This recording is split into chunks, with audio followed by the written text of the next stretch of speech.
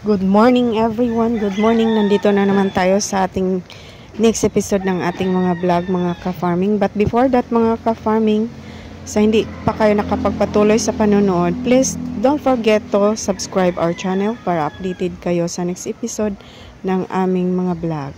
Thank you everyone!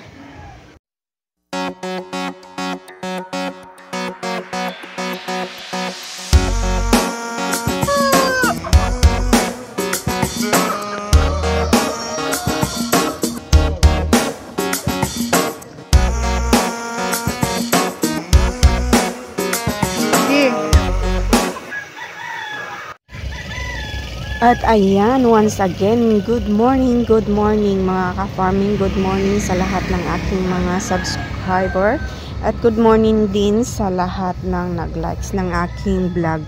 And thank you so much sa nag-support kay Sir Future Expat, ni Miss Channel, at sa lahat ng nag-support ng aking vlog. Thank you so much guys. Dito tayo guys sa ating vlog, ang pag-usapan po natin ang maliit na negosyo sa aming kapitbahay mga ka-farming. Ito po ay pangsabong na mga manok mga ka-farming. Ito po ang kanyang negosyo. Ayan, marami po siyang klase-klaseng mga manok na pansabong mga ka-farming. May mga puti at may mga pula na pansabong na mga manok mga ka-farming. Ito po siya. Maganda po ang klase ng mga manok na ito mga ka-farming. At alagang-alaga po ito ng aming mga kapitbahay. Kung sino pong bibili, mayroon po tayo dito. Marami po siyang mga manok dito mga ka-farming. Ang isa po nito mga ka-farming, mga 3,000 po ang isa ng kaniyang mga pansabong na mga manok mga ka-farming. Ayan, astig na astig po ito na mga manok. Ayan, astig po siya. Malaki po siya na manok, saktong-sakto na pangsabong mga ka-farming. Ayan, at alagang-alaga po ang manok na ito.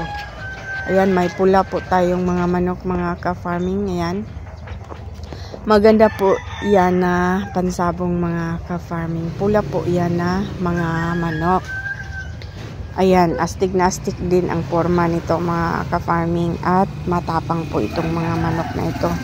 Kompletong-kompleto po ang mga bitamina na kanilang iniinom ng ating mga manok ng ating kapitbahay. Yan, dami po siya. Ito po yung part-time job niya. Part-time job po ng aming kapitbahay. Kasi nakakakita din siya ng pera dito sa pagbibenta ng mga manok. At pwede rin niyang irisabong itong kanyang mga manok mga ka-farming. Maganda, maliksi, malusog po ang kanyang mga manok. At once again, ano po siya, kumpleto ng mga bitamina ang kanyang mga manok. Nakikita niyo naman po, alagang-alaga po siya ng kanyang mga amo. Ayan po. Maaga nililiguan po niya, pinapaliguan po niya ang kanyang mga manok. Mga 6 o'clock pinapaliguan na po ang kanyang mga manok, pinapainom, pinapatuka. Ayan, at walang mga kuto itong mga manok na ito. Pwede na po siyang pangsabong.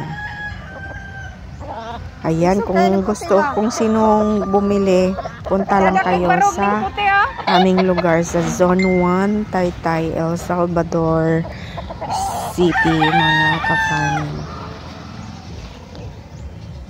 Ayan o, klase-klase pong mga manok ang kanyang mga manok na pansabong. Ayan, maganda ang katawan niya, maganda ang kanyang tindig ng mga manok. At ayan po, shout out sa lahat ng magsasabong na. Punta lang kayo sa Taytay Zone 1, El Salvador City. Maraming mga manok dito na pansabong guys. Ayan po. Ayan, nandyan si Auntie. At ayan po, thank you so much for watching, no? Thank you so much for supporting my vlog. Thank you so much everyone. Dito naman tayo maghatid ng tubig. Ayan ang habi ko. Ayan, thank you so much guys for watching.